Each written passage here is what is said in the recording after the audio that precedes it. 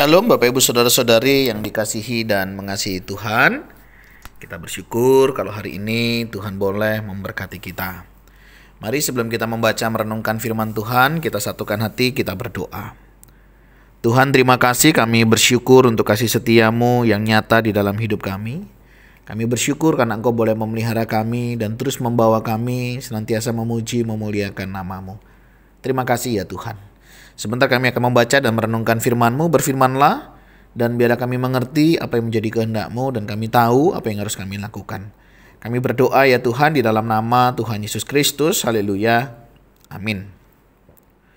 Bapak Ibu Saudara yang dikasihi dan mengasihi Tuhan, hari ini kita akan membaca firman Tuhan yang terambil dari Amsal pasal yang ke-26, ayat yang pertama hingga ayatnya yang ke-16. Dan saya akan membacakan ayatnya yang ke-4. Jangan menjawab orang bebal menurut kebodohannya, supaya jangan engkau sendiri menjadi sama dengan dia. Amin. Demikianlah firman Tuhan, mari kita merenungkannya. Bapak Ibu Saudara mungkin pernah mendengar kalimat-kalimat yang mengingatkan bagaimana kita berelasi. Misalnya, jangan menasihati orang bebal karena kita akan dimusuhinya. Nah, kira-kira kalimat itu, pernyataan itu memberikan gambaran memang orang yang bebal, orang bebal itu dia dikasih tahu, nggak mau tahu, nggak mau cari tahu, dan kalau sudah tahu nggak mau tahu. Nah, itu contohnya ya Bapak Ibu Saudara ya. Itu adalah orang-orang yang bebal. Nah, orang bebal ini sulit ya untuk menerima sebuah kebenaran. Nah, kalau kita memperhatikan di dalam kitab Amsal pasal yang ke-26 ini, kita bisa melihat bagaimana ciri-ciri orang yang bebal. Misalnya kalau kita membaca ayat yang pertama sampai ayatnya yang ketiga begitu ya, kita melihat bagaimana ciri kehidupan orang bebal. Mereka adalah orang-orang yang sering merasa benar. Ya, padahal bisa jadi pandangan mereka itu bisa salah, cara pikir mereka bisa salah. Tapi pokoknya bagi mereka yang penting mereka itu udah benar dulu. Jadi yang lain ya pasti salah. Nah, ini salah satu ciri orang yang bebal ya, selalu merasa diri benar dan orang lainlah yang salah. Nah, kalau masuk dalam pola penipuan itu adalah pola penipuan terhadap orang lain, dan pola penipuan ini sangat memberi dampak yang luar biasa. Selalu menganggap diri benar sedangkan orang lain itu salah. Selalu menganggap idenya yang terbaik dan ide orang lain itu nggak baik. Nah, ini salah satu ciri orang bebal. Ciri yang kedua, itu kalau kita bisa membaca bagian selanjutnya, biasanya mereka itu berbicara tanpa peduli dengan hati orang lain. Jadi dia kalau ngomong suka hatinya saudara. Dia mau ngomongin orang lain, dia ngomongin. Tapi kalau dia diomongin orang lain, wah nggak terima dia. Tapi kalau disuruh ngomongin orang, paling jago. Dan dia nggak peduli perasaan orang itu yang diomonginnya. Apakah yang diomonginnya itu benar?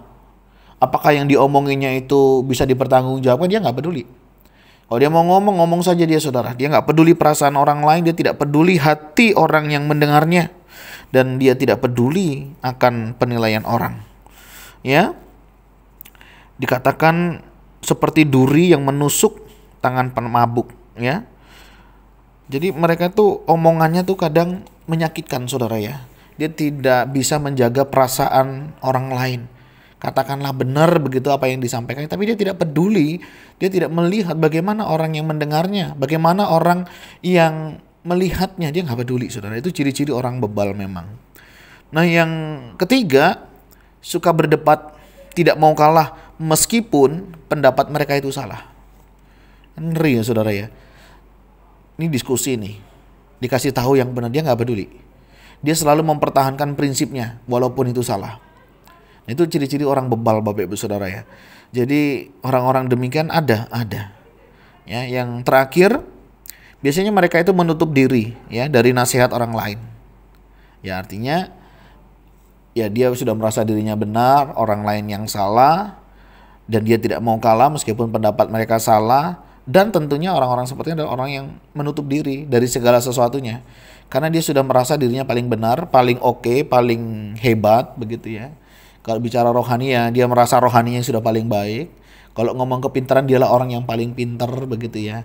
Pokoknya yang lebih-lebih dialah saudara yang punya. Nah, Bapak Ibu Saudara, hal-hal demikian ini sangat sering kita jumpai.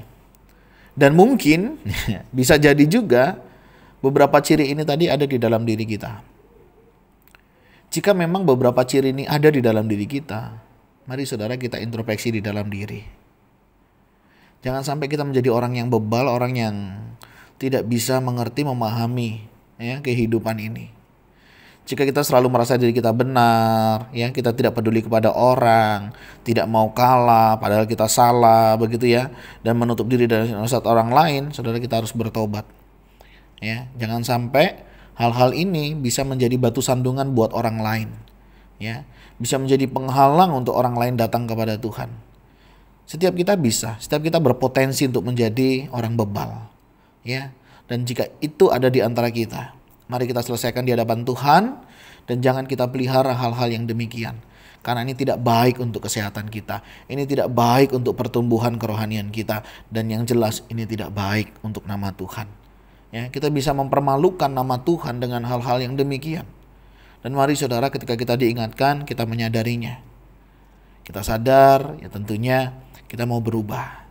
Berubah menjadi lebih baik. Dengan apa? Dengan mulai belajar introspeksi diri. Mungkin saudara merasa benar, tetapi kita juga perlu introspeksi diri. Bukan berarti kalau saya benar, orang lain itu salah. Belum tentu. Bisa jadi cara pandang yang berbeda. Yang bisa kita lakukan, kita mulai belajar peduli akan perasaan orang lain. Apakah perkataan saya ini menyakitkan atau tidak? Apakah ketika saya berkata demikian, orang bisa mengerti, memahami dengan baik atau tidak? Ya, jangan kita merasa ya sudahlah itu urusan mereka, yang penting kalau aku mau ngomong-ngomong, jangan. Mari kita belajar saudara, ya, menghargai perasaan orang lain. Seandainya saya dibegitukan bagaimana? Apakah kita juga akan bisa menerima? Ya, ketika kita berdebat, ketika kita berdiskusi, ya, jika memang kita salah, kita harus berani mengakui kita salah. Dan mari kita perbaiki. Jangan merasa diri benar, tidak mau kalah, apalagi mengalah. Ya, dan belajar untuk kita apa? Belajar menerima nasihat. Mungkin saudara tidak setuju, mungkin saudara tidak suka, nggak apa-apa. Tapi jika nasihat itu benar, nasihat itu baik, lakukan saudara, ya. Sehingga kita bukan lagi menjadi orang bebal, tapi kita menjadi orang-orang yang bijaksana. Nah, jika itu kita, dan jika kita tahu ada sahabat kita, ada keluarga kita, orang-orang yang kita kasihi, mari kita ingatkan mereka, ya. Mengingatkan bukan berarti kita merasa diri kita lebih baik, diri kita lebih benar, tidak. Tapi kita mau bersama-sama bertumbuh bersama. Kita mau bersama-sama mengikis hal-hal yang tidak baik. Sehingga kita sebagai anak-anak Tuhan boleh menjadi berkat, boleh menjadi teladan, boleh menjadi contoh yang baik. Nah, kiranya Tuhan Yesus menolong memampukan kita, baik di dalam pekerjaan, di dalam pelayanan, maupun di tengah keluarga. Biarlah apa yang kita lakukan ini menjadi alat kemuliaan bagi nama Tuhan, dan boleh membawa orang lain datang kepada Tuhan. Tuhan, ampuni jika dalam perkataan, perbuatan, cara pikir kami, tingkah laku kami tidak menjadi berkat. Kami sadar orang bisa terluka, orang bisa sakit karena perkataan kami, karena perbuatan kami maupun sikap kami. Dan kami menyadari akan hal itu. Tuhan ampuni, dan Tuhan juga yang memulihkan setiap mereka yang mungkin pernah terluka karena perkataan, perbuatan, sikap hati, sikap hidup kami. Tuhan tolong kami, pulihkan kami, sehingga kami tidak saling melukai, tapi kami saling membalut, sehingga setiap kami juga boleh mengalami pemulihan. Sebagai orang-orang yang sudah dipulihkan, Tuhan pakailah kami, untuk kami juga boleh memulihkan orang lain, dan mereka juga boleh dipulihkan oleh Tuhan. Berkati setiap kami ya Tuhan, tolong kami menjadi orang yang lebih bijaksana lagi, dan kami boleh hidup menjadi berkat. Terima kasih ya Tuhan untuk kasih setiamu. Kami berdoa di dalam nama Tuhan Yesus Kristus. Haleluya. Amin. Bapak Ibu Saudara, demikianlah renungan kita. Kiranya Tuhan Yesus menolong kita menjadi orang-orang yang lebih bijaksana. Shalom.